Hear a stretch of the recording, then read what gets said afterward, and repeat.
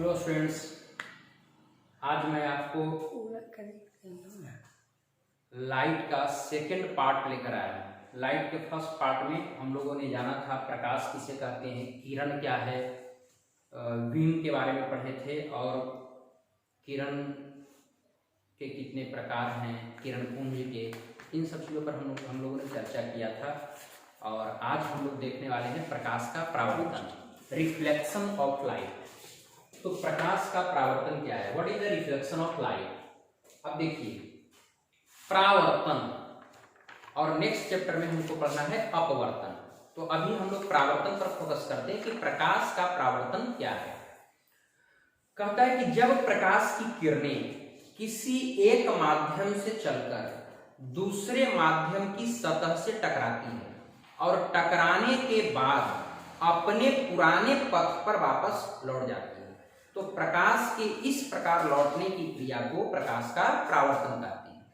फिर से एक बार सुनेंगे कि जब प्रकाश की किरणें किसी एक माध्यम से चलकर दूसरे माध्यम की सतह से टकराती है और टकराने के बाद पुनः अपने ही माध्यम में वापस लौट जाती है, तो प्रकाश के इस प्रकार लौटने की क्रिया को प्रकाश का परावर्तन कहते हैं। यह डेफिनेशन मैंने यहाँ पे आपको दे दिया है कि जब प्रकाश की किरणें किसी एक माध्यम से चलकर दूसरे माध्यम की सतह से टकराती है और टकराने के बाद पुनः अपने ही माध्यम में लौट जाती है, तो प्रकाश के इस प्रकार लौटने की जो घटना है वह प्रकाश का परावर्तन कहलाता है। अब देखिए एक एग्जाम्पल लेते हैं। यहाँ एक प्लेन मिरर है ना, समतल दर्पण है, और किसी प्रकाशीय स्रोत से कोई प्रकाश की किरणें इंसिडेंट हो रही है, इंसिडेंट रे है, आपतित किरण है ना, और एक किरणें यहाँ पे आई और यहाँ आने के बाद अपने ही माध्यम, देखिए माध्यम समझना है कि मीडियम दो होते हैं, एक डेंस मीडियम, दूसरा रेयर मीडियम है ना, सघन माध्यम और विरल माध्यम। ये आगे हम लोग लेंस के चैप्टर में भी इसको पढ़ेंगे कि माध्यम का मतलब हुआ कि सघन माध्यम क्या है और विरल माध्यम क्या है। तो जिस माध्यम में प्रकाश की चाल कम होती है वो डेंस मीडियम कहलाता है, सघन माध्यम होती है, और जिसमें अपेक्षाकृत चाल अधिक होती है वह क्या कहलाता है, विरल माध्यम। तो प्रकाश की किरणें जो है विभिन्न माध्यमों में क्या होती है, उसके स्पीड डिफरेंट होते हैं। तो यहाँ पे ये जो समतल दर्पण है, प्लेन मिरर है, तो इसमें एक मीडियम ऊपर की ओर हुआ और दूसरा मीडियम नीचे हुआ। तो यहाँ क्या हो रहा है कि जब कोई किरण रे इंसिडेंट हो रही है तो उसी दिशा में क्या हो रही है, रिफ्लेक्ट भी हो जा रही है। तो यही है रिफ्लेक्शन ऑफ लाइट, कि इधर से किरणें आई, इस सरफेस पे टकराने के बाद इस दिशा में क्या हो गया, तो रिफ्लेक्ट होकर लौट गया है ना। तो ये प्रकाश का परावर्तन कहलाता है। अब इसमें देखिए कुछ परिभाषिक शब्दावली है, जैसे आपतित किरण, परावर्तित किरण। आपतित किरण को इंसिडेंट रे कहते हैं, परावर्तित किरण को रिफ्लेक्टेड रे कहते हैं, और जिस पॉइंट पर इंसिडेंट रे और रिफ्लेक्टेड रे दोनों मिलता है उसको आपतन बिंदु कहते हैं। और आपतन बिंदु पर डाला गया जो लंब है वो अभिलंब या नॉर्मल कहलाता है, और इंसिडेंट रे और नॉर्मल के बीच एक एंगल यहाँ बनती है जिसको हम एंगल ऑफ इंसिडेंस कहते हैं या आपतन कोण कहते हैं। इसी प्रकार से अभिलंब और परावर्तित किरण के बीच जो एंगल बनता है उसको एंगल ऑफ रिफ्लेक्शन कहा जाता है, या इसी को परावर्तन कोण कहते हैं। ठीक है, तो ये सारे डिफिनेशन आपने सुन लिया कि प्रकाश स्रोत से समतल दर्पण पर आने वाली जो किरण है उसको क्या बोलेंगे, आपतित किरण, और समतल दर्पण से टकराकर जो लौटने वाली किरण होगी उसको बोलेंगे परावर्तित किरण। और जिस बिंदु पर आपतित किरण और परावर्तित किरण मिलती है उसे हम बोलेंगे आपतन बिंदु, और आपतन बिंदु पर डाला गया लंब अभिलंब कहलाएगा। आपतित किरण और अभिलंब के बीच बने कोण को आपतन कोण कहेंगे, इसे आई से डिनोट किया जाता है, और अभिलंब तथा परावर्तित किरण के बीच बने कोण को क्या बोलते हैं, परावर्तन कोण, इसे आर से सूचित किया जाता है। क्लियर है बंधु। अब देखिए आगे है कि प्रकाश के परावर्तन के नियम। तो प्रकाश के परावर्तन के दो नियम है ना, प्रकाश के परावर्तन के कितने नियम है, दो नियम। प्रकाश के परावर्तन के दो नियम है। पहला जो नियम है वो कहलाती है आपतित किरण है ना, परावर्तित किरण और आपतन बिंदु पर डाला गया लंब। देखिए आपतित किरण, परावर्तित किरण और आपतन बिंदु पर डाला गया लंब तीनों एक ही तल में होते हैं। दूसरा है कि आपतन कोण यानी angle of equal to angle of reflection, यानी आपतन कोण बराबर होता है किसके, परावर्तन कोण के, यानी आपतन कोण और परावर्तन कोण आपस में बराबर होते हैं, अर्थात angle of incidence is equal to angle of reflection, I equal to R। तो ये था आपका प्रकाश का परावर्तन और परावर्तन के नियम। देखिए ये जो परावर्तन के जो नियम है ये बहुत महत्वपूर्ण है बंधु। आपसे हमेशा क्वेश्चन में ये पूछते रहता है कि परावर्तन के क्या नियम से लिखे। 2 नंबर का क्वेश्चन पूछेगा तो डायरेक्ट आपको दे देगा कि परावर्तन के नियम को लिखें। तो परावर्तन के नियम को लिखना है तो ये 2 नियम आपको लिख देने हैं। और यदि प्रश्न आ गया कि प्रकाश का परावर्तन से आप क्या समझते हैं और इसके नियम को लिखें, तो यहाँ से उठा करके यहाँ तक आपको लिख देना है और फिगर भी जरूर बनाइएगा, ठीक है। तो ये आपको प्रकाश का परावर्तन हो गया। अब इसके बाद हम लोग आगे बढ़ते हैं, इसमें इमेज पर चर्चा करेंगे कि प्रतिबिंब किसे कहते हैं, इमेज क्या होता है, इमेज का डिटर्मिनेशन कैसे होता है, प्रतिबिंब का निर्धारण किस प्रकार से होता है। तो देखिए कहता है कि किसी बिंदु स्रोत से आ रही प्रकाश की किरणें दर्पण से क्या होगी, परावर्तित होगी। तो दर्पण से परावर्तन के बाद जिस बिंदु पर मिलती है या जिस बिंदु से आती हुई प्रतीत होती है, तो उस बिंदु स्रोत को ही क्या बोला जाता है, प्रतिबिंब बोलते हैं। फिर से ध्यान दीजिएगा कि किसी बिंदु स्रोत से आती हुई प्रकाश की किरणें दर्पण से परावर्तन के बाद जिस बिंदु पर मिलती है या जिस बिंदु से आती हुई प्रतीत होती है, उस बिंदु को ही क्या बोला जाता है, प्रतिबिंब बोलते हैं, ठीक है। तो प्रतिबिंब सब लोग समझ गए। अब प्रतिबिंब 2 प्रकार के होते हैं। प्रतिबिंब के कितने प्रकार, 2। एक को बोलते हैं वास्तविक प्रतिबिंब, रियल इमेज, और दूसरा होता है वर्चुअल इमेज, यानी वास्तविक प्रतिबिंब और दूसरा काल्पनिक प्रतिबिंब। काल्पनिक प्रतिबिंब को आभासी प्रतिबिंब भी बोला जाता है। अब है कि वास्तविक प्रतिबिंब क्या है और काल्पनिक प्रतिबिंब क्या है। तो यहाँ पर 2 बातें हमने बोला कि परावर्तन के बाद जिस बिंदु पर मिलती है, तो वास्तव में कि जिस बिंदु पर मिलती है वह जो होगा वो वास्तविक प्रतिबिंब बनेगा, लेकिन जिस बिंदु से आती हुई प्रतीत होती है वह क्या कहलाएगा, आभासी या काल्पनिक प्रतिबिंब। और जो वास्तविक प्रतिबिंब होता है इसे पर्दे पर प्राप्त किया जा सकता है, यह क्या होता है, उल्टा होता है। लेकिन जो आभासी प्रतिबिंब होता है इसे पर्दे पर प्राप्त नहीं किया जा सकता, और यह कैसा होता है, तो टूटी हुई लाइन के द्वारा इसको हम प्रदर्शित करते हैं, ठीक है। तो आगे देखते हैं।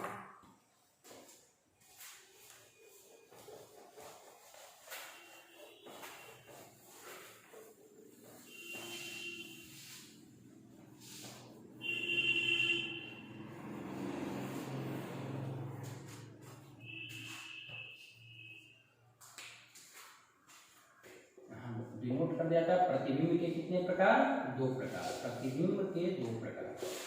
पहला हो गया वास्तविक प्रतिबिंब,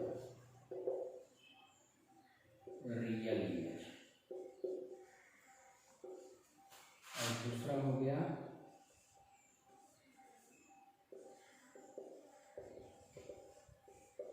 आभासी प्रतिबिंब, इसको बोलते हैं वर्चुअल इमेज।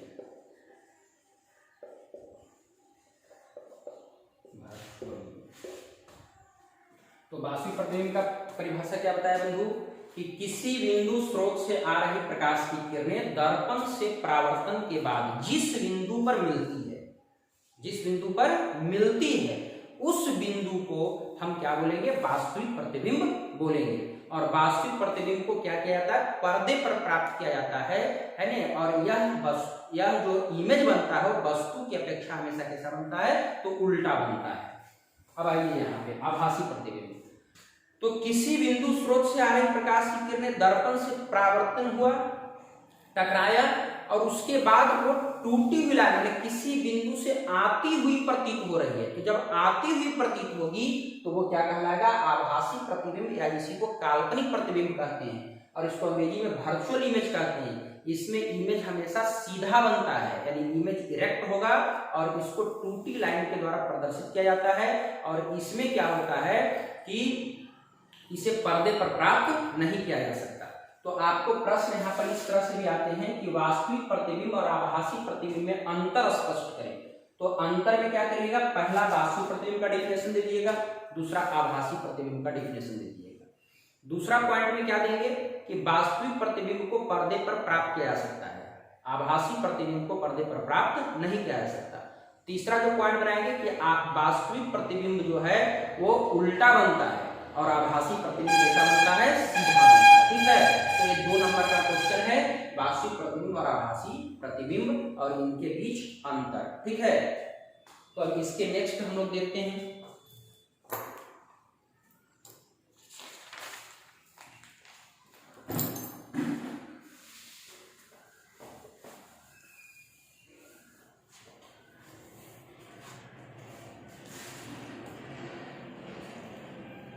अब समतल दर्पण में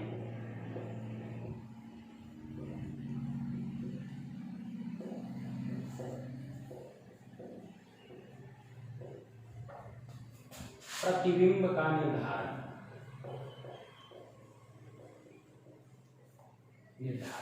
ठीक है, समतल दर्पण में प्रतिबिंब का निर्धारण।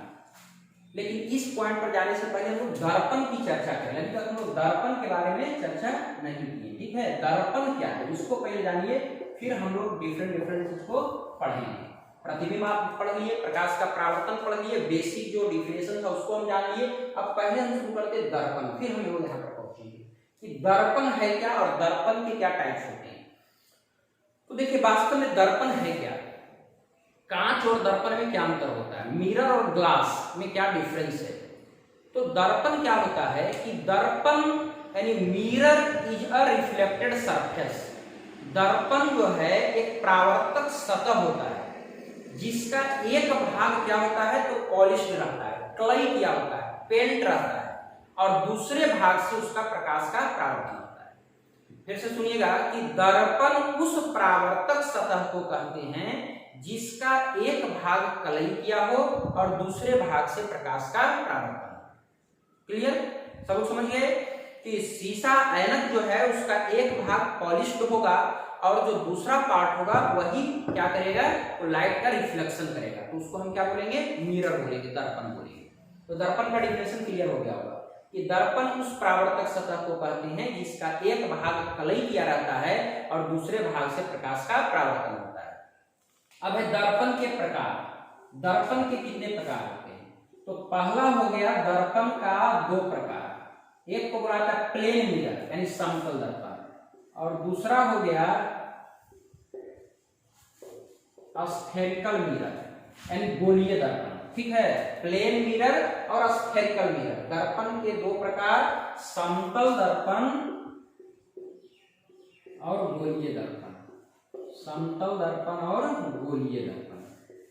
अब है गोलीय दर्पण के 2 प्रकार होते हैं, एक को बोलते हैं उत्तल दर्पण और दूसरे को बोलते हैं अवतल दर्पण, कन्वेक्स मिरर और कनकेव मिरर।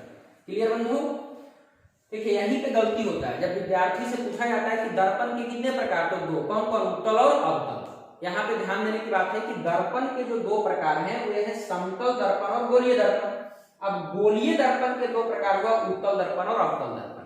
अब देखिए समतल दर्पण किसको कहते हैं, तो स्वाभाविक है परिभाषा इसके नाम में ही है, समतल दर्पण यानी जिस दर्पण का एक सतह क्लई किया हो और दूसरे सतह कैसा हो, प्लेन हो, यानी जिस दर्पण का परावर्तक सतह ये हो गया रिफ्लेक्टेड सरफेस है, तो ये सरफेस कैसा है भैया, तो ये सरफेस प्लेन है। तो ये प्लेन जो सरफेस है उसको क्या बोलेंगे, समतल दर्पण, यानी जिसका रिफ्लेक्टेड सरफेस प्लेन हो उस समतल दर्पण हो गया। अब है गोलीय दर्पण किसको कहेंगे, तो गोलीय दर्पण किसी खोखले गोले का भाग होता है। दर्पण जो है वो खोखले गोले का भाग है जिसका एक भाग क्लई किया हो, यानी एक भाग क्या हो तो पॉलिश्ड हो, जिसका 1 पार्ट पॉलिश्ड हो और दूसरे पार्ट से उसका प्रकाश का क्या होता है तो परावर्तन होता है, दूसरे भाग से उसका प्रकाश का परावर्तन। समझ गए, जिसका एक भाग पॉलिश्ड हो और दूसरे भाग से प्रकाश का क्या हो परावर्तन हो, तो उसको क्या होता है गोलीय दर्पण कहते हैं। और देखिए गोलीय दर्पण खोखले गोले का भाग होता है। अब खोखला गोला तो 2 भाग में बांट दिया, तो एक हिस्सा ये बन गया और ये हिस्सा का ये भाग क्या है पॉलिश्ड है, इसका ये पार्ट क्या है पॉलिश्ड है, और एक इधर बन गया, इसका ये पार्ट पॉलिश है, ठीक है। अब देखिए इसका रिफ्लेक्टेड सरफेस ए हो गया और इसका रिफ्लेक्टेड सरफेस ए हो गया। तो ये इसमें हम क्या देते हैं कि इसका रिफ्लेक्टेड सरफेस जो है, परावर्तक सतह जो है वो धंसा हुआ है और इसका जो परावर्तक सतह है वो उभरा हुआ, उठा हुआ है। तो हम लोग इसको परिभाषित कैसे करेंगे? तो उत्तल दर्पण क्या है? तो जिस दर्पण का परावर्तक सतह उठा हुआ हो, यानी उभरा हुआ, उभरा शब्द उभरा हुआ, देखिए उ माने उत्तल और उभरा या उठा भी उ से है। तो जिस दर्पण का परावर्तक सतह उभरा हुआ है उसको क्या बोलेंगे? उत्तल दर्पण। और जिस दर्पण का परावर्तक सतह क्या है? धंसा हुआ है, उसको क्या बोलेंगे? अवतल दर्पण। क्लियर है? पहले हमने बताया आपको समतल दर्पण का डिफिनेशन कि जिस दर्पण का परावर्तक सतह कैसा हो? समतल हो, प्लेन हो, तो उसको समतल दर्पण कहेंगे। अब है गोलीय दर्पण क्या है? तो गोलीय दर्पण किसी खोखले गोले का भाग होता है जिसका एक भाग कली किया होता है और दूसरे भाग से प्रकाश का परावर्तन होता है, उसे क्या बोलते हैं? गोलीय दर्पण। तो ये भी मेरा हो गया। अब इसके बाद है गोलीय दर्पण दो प्रकार के, समतल दर्पण, उत्तल दर्पण। सॉरी, हाँ ठीक है कि गोलीय दर्पण के दो प्रकार हुए, एक को बोलेंगे उत्तल दर्पण और दूसरे को बोलेंगे अवतल दर्पण, ठीक है ना। तो उत्तल दर्पण क्या है भैया? कि जिस दर्पण का परावर्तक सतह उठा हुआ है, उभरा हुआ है, उसको बोलेंगे उत्तल दर्पण। और जिस दर्पण का परावर्तक सतह धंसा हुआ है उसको क्या बोलेंगे? अवतल दर्पण। तो उत्तल और अवतल भी हमको क्लियर हो गया। तो मुझे लगता है यहाँ तक आपको कोई समझने में परेशानी नहीं हुई होगी। क्लियर है? तो ठीक है, हम अभी इस वीडियो को यहीं पे स्टॉप करते हैं और नेक्स्ट वीडियो में जो हम लेकर आएंगे उसमें हम लोग पढ़ेंगे समतल दर्पण में प्रतिबिंब का निर्धारण, उत्तल दर्पण में प्रतिबिंब का निर्धारण, अवतल दर्पण में प्रतिबिंब का निर्धारण। और अवतल दर्पण के अंदर कुछ परिभाषित शब्दावली है, अवतल हो या उत्तल हो, उसमें क्या है कि हम पोल किसे कहेंगे, है ना, अपार्चर क्या होता है, फोकस क्या होता है, वक्रता केंद्र क्या होता है, फोकल लेंथ क्या होता है, सेंटर ऑफ रेडियस क्या होता है, वस्तु दूरी, इमेज डिस्टेंस, ये सारी चीजों पर हम लोग नेक्स्ट वीडियो में चर्चा करेंगे। धन्यवाद। और मुझे उम्मीद है कि यदि वीडियो आपको पसंद आया होगा तो लाइक, शेयर और सब्सक्राइब करना नहीं भूलेंगे।